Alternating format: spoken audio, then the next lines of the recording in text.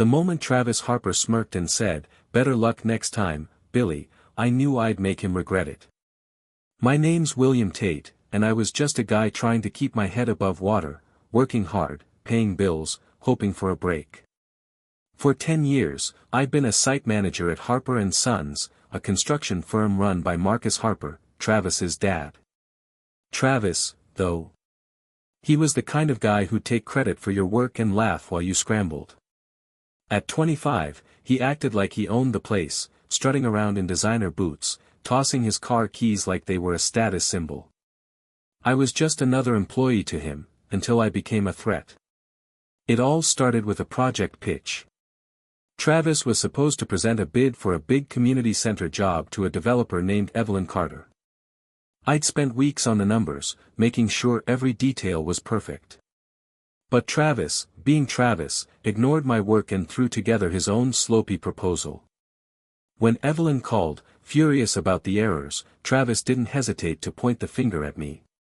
"William screwed up the math," he told Marcus in front of the whole office. I tried to explain, I'd sent Travis the correct figures days earlier, but Marcus just shook his head. "William," he said, avoiding my eyes, "we're letting you go. Mistakes like this cost us." I stood there, stunned. 10 years of loyalty, gone. Travis leaned against the wall, smirking, as I packed my desk. "Stay in your lane next time, Billy," he said. That nickname stung, he knew it did. I wanted to yell, to call him out, but I just walked away, my hands shaking with anger. Back in my apartment, I stared at a stack of bills, my savings barely enough to cover rent. My girlfriend, Clara, had left me months ago, saying I was too boring for her. Now, with no job, I felt like I'd lost everything. But I wasn't done. I'd always been good at planning, at seeing the big picture. Travis thought he'd won, but he'd underestimated me. I wasn't going to let him walk away unscathed. I started digging into Travis's work. I'd saved copies of old emails on a personal drive, nothing shady, just habit from years of covering my bases. One email stood out, a chain between Travis and a supplier named Derek Vance, where Travis bragged about cutting costs by using cheaper materials. It wasn't much, but it was enough to spark an idea. If I could prove Travis was sloppy, maybe I could get my job back, or at least make him look bad. I called Derek, who I'd known from a few site visits. He was a nervous guy, always fidgeting, but he owed me for covering his late deliveries once. "Derek," I said, meeting him at a coffee shop, "tell me about Travis and the community center bid." He glanced around, sipping his coffee. "Travis cut corners, man. Told me to use low-grade materials to save a buck. Said no one would notice." That was it, the first piece of my plan. I spent the next few days watching Travis's social media, where he loved to flaunt his perfect life. He posted about a big industry gala coming up, where he'd be schmoozing with clients. Perfect. I'd show up, charm Evelyn Carter, and expose Travis's incompetence. But then my phone rang, an unknown number. A woman's voice, calm but firm, said, "William, you're stirring up trouble. Back off, or you'll lose more than your job." The woman's voice on the phone sent a chill down my spine. "Back off, or you'll lose more than your job." I sat in my car, parked outside the coffee shop where I'd met Derek, my mind racing. Who was she? How did she know what I was doing? I hadn't told anyone about my plan, not Derek, not my old coworker Nathan, who'd sent me a "tough break" text after I got fired. My apartment was a shoebox, but no one was listening through the walls. Was I being followed? I drove home, checking my mirrors for any cars trailing me. Nothing. Just the hum of the city, lights flashing, horns blaring. But that call had me rattled. I wasn't some hotshot detective, I was William, the guy who double-checked budgets and drank instant coffee. Still, Travis's smug face kept me focused. He'd taken my job, my pride. A little fear wasn't going to stop me. In my apartment, I pulled out my laptop and went through the emails again. The one from Derek about Travis's cost-cutting was a start, but I needed more. Evelyn Carter, the developer who'd been burned by Travis's botched bid, was my best shot. She was sharp, no nonsense, and didn't like being embarrassed. If I could convince her Travis was the problem, not me, maybe she'd push Marcus to reconsider. I found her office number in an old company directory and dialed, my palms sweaty. Carter Development, a receptionist answered. How can I help? I need to speak with Evelyn Carter, I said, forcing confidence. It's about Harper and Sons. She's busy. Your name? William Tate. I used to work there. It's important. A pause, then Evelyn's voice came on, clipped and impatient. William? I don't know you. Make it quick. Travis Harper botched your community center bid, I said. I had the right numbers, but he ignored them and blamed me. I've got proof he's been cutting corners on projects. Silence. Then, meet me tomorrow, 9 a.m., my office. Bring evidence. I hung up, a mix of hope and nerves swirling in my chest. Evelyn could be my way in, or she could be the one who called me, warning me off. I had no idea. But I wasn't backing down. Travis's gala was in a week, and I'd crash it if I had to, show everyone what a fraud he was. The next morning, I arrived at Carter Development's polished office. Evelyn was in her late 40s, all business, her eyes scanning me like I was a blueprint. Show me, she said, no pleasantries. I handed her a printed email chain, Travis telling Derek to use cheaper materials, ignoring my warnings, ideal response, please confirm the material specs before submitting. William. She skimmed it, her expression unreadable. This is something, she said. But it's not enough. I need more than one email to take to Marcus. I'll get it, I said, though I wasn't sure how. Travis wasn't careless enough to leave a trail of mistakes lying around. You better, she said. Because if you're wasting my time, I'll make sure no one in this industry hires you again. As I left, my phone buzzed, a text from an unknown number. You're not as clever as you think, William. Stop now, or everyone will know your secret. My secret? I didn't have any skeletons worth hiding. Or did I? The text, everyone will know your secret, hit me like a punch I didn't see coming. I stood in the parking lot outside Evelyn's office, staring at my phone. What secret? I was an open book, worked hard, kept to myself, didn't cause trouble. Sure, Clara had called me boring, but that wasn't a scandal. Was someone bluffing, or did they know something I didn't? My mind spun as I drove home, the city blurring past. Travis had humiliated me, and now someone was playing games. I wasn't just angry, I was scared. Back in my apartment, I taped the printed email to my wall, next to a list of Travis's projects I'd worked on. I wasn't some mastermind, but I knew how to build a case. Travis's mistakes weren't isolated, he had a pattern of cutting corners, taking credit, and throwing others under the bus. If I could gather enough evidence, I could present it at the gala, where Marcus and every major client would be. Let Travis try to smirk his way out of that. I called Derek again, catching him at the coffee shop. You know anything about someone threatening me? I asked, keeping my voice low. Derek's eyes widened, his coffee cup trembling. Threats? Man, I just told you about Travis's materials. I'm not in this deep. Then give me more, I said. Other projects where Travis pulled the same stunt. He sighed, glancing around. Okay, the East Side Library job. Travis pushed for low-grade concrete, said it'd save thousands. I've got an invoice somewhere. I'll email it. That was something. I spent the day digging through my old files, finding notes I'd written about the library project, warnings I'd sent Travis about structural risks. He'd ignored them, just like the community center bid. I compiled everything into a folder, my plan taking shape, I'd crash the gala, hand the evidence to Marcus, and watch Travis's world crumble. That night, I went through Travis's social media again, looking for clues about the gala. He'd posted a selfie with a woman I recognized, Clara, my ex.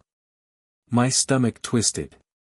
She was at his side, smiling like she used to smile with me. Was she the one texting me? Warning me? I shook it off, focusing on the gala. It was my shot to expose Travis, but I needed an invite. Evelyn might help, but I'd have to convince her. The next morning, I called Evelyn. I've got more on Travis, I said. Invoices, notes, proof he's been reckless. Can you get me into the gala? She paused. You're persistent, I'll give you that. Send me what you've got. If it's solid, I'll get you in. I emailed her the files, my heart racing. Hours later, she replied, good enough. Meet me at the gala, 7 p.m., don't screw this up. I felt a surge of hope, finally, a break. But as I packed my suit, my phone buzzed again. Another text from the unknown number, you think you're safe, William? Check your mailbox. I ran downstairs, my hands shaking as I opened the mailbox. Inside was a single photo, me, leaving Evelyn's office yesterday. Someone was watching me. The photo in my mailbox felt like a warning shot. It was just me walking out of Evelyn's office, nothing incriminating, but the message was clear, someone knew my every move. I stuffed it into my pocket, my heart pounding as I scanned the street. No one. Just cars and the usual city hum. Was it Clara? Travis? Someone else? I wasn't a hero, I was just William, a guy with a grudge and a folder of evidence. But that photo meant I was getting under Travis's skin. I wasn't stopping now. Back in my apartment, I called Evelyn. Someone's watching me, I said, my voice low. They left a photo of me at your office.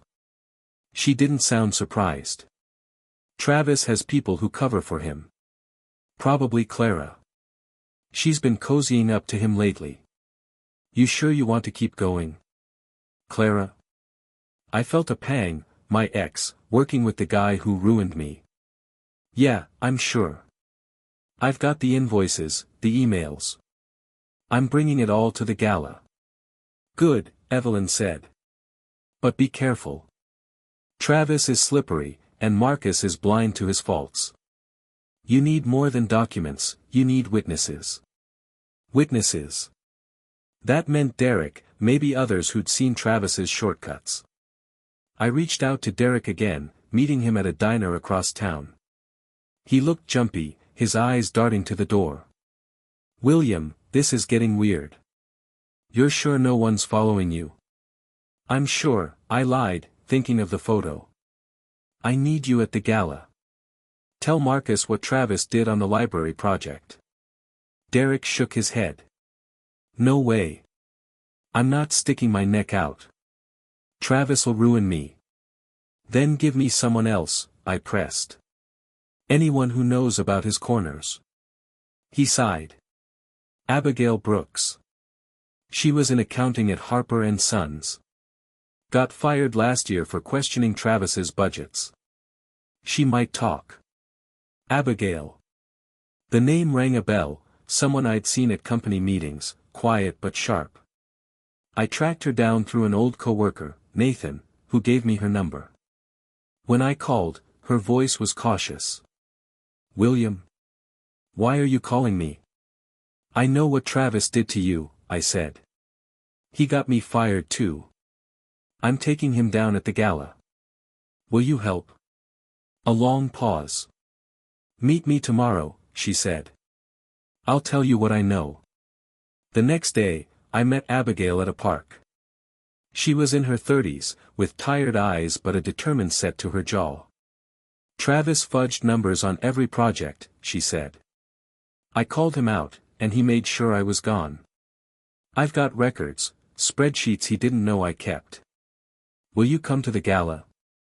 I asked. Back me up. She nodded. I'm in. But watch your back. Clara's been asking about you. Clara again. My chest tightened, but I pushed it down. I was so close, Evelyn, Abigail, the evidence. The gala was in 2 days, and I'd have everything I needed to bury Travis. But as I walked home, my phone buzzed with another text, "You're bringing friends, William?" Bad idea. Attached was a photo of me and Abigail in the park, taken just minutes ago. The photo of me and Abigail in the park made my blood run cold. Someone was watching, always one step ahead. I stood in my apartment, staring at the image on my phone, my mind racing. Clara had to be behind this, she was the only one who knew me well enough to anticipate my moves.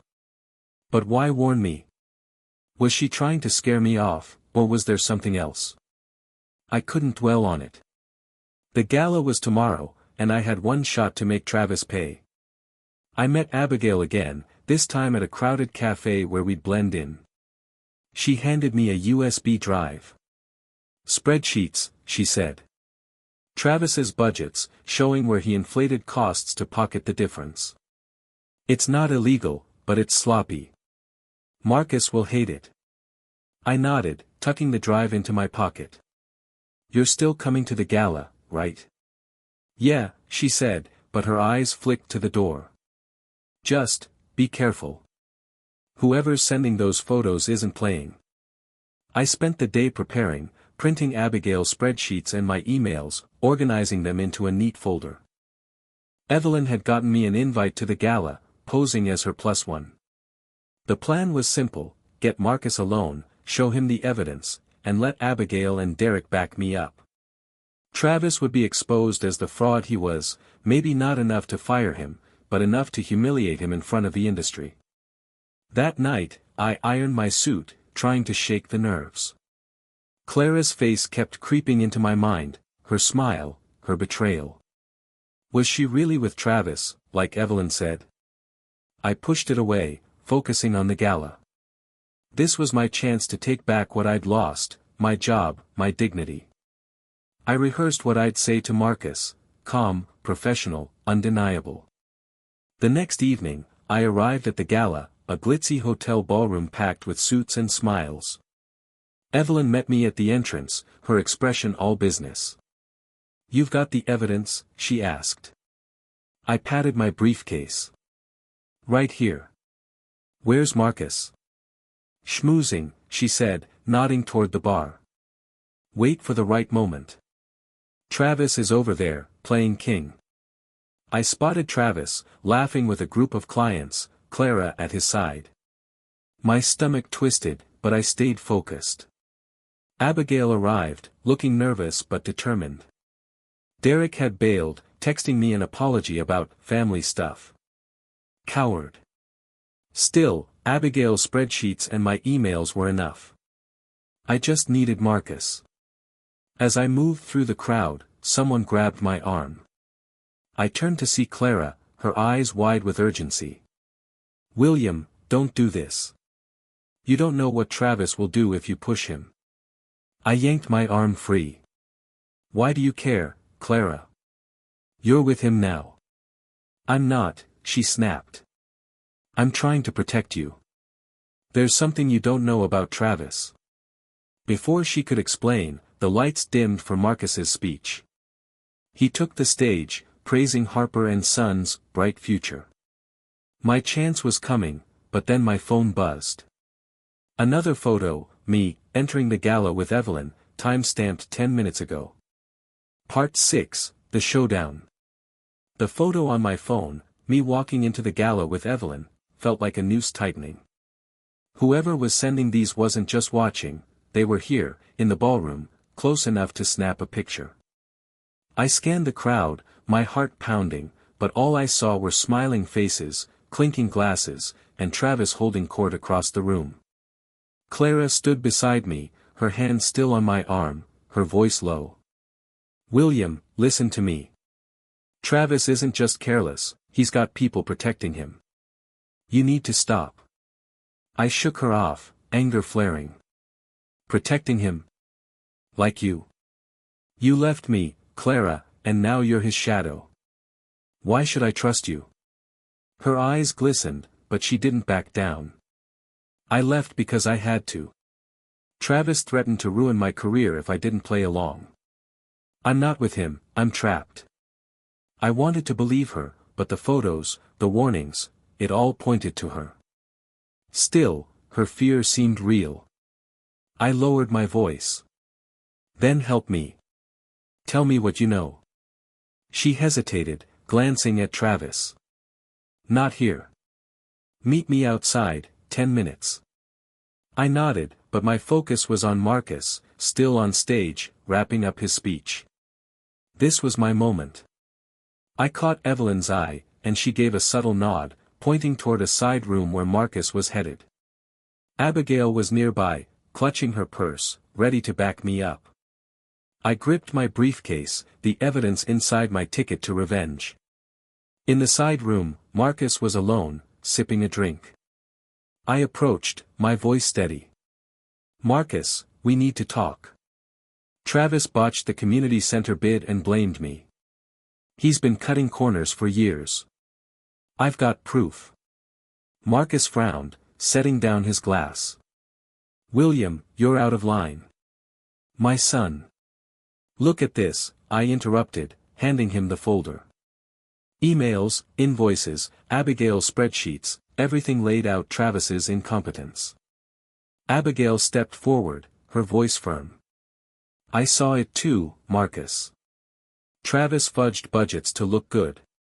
It cost the company. Marcus skimmed the pages, his face tightening.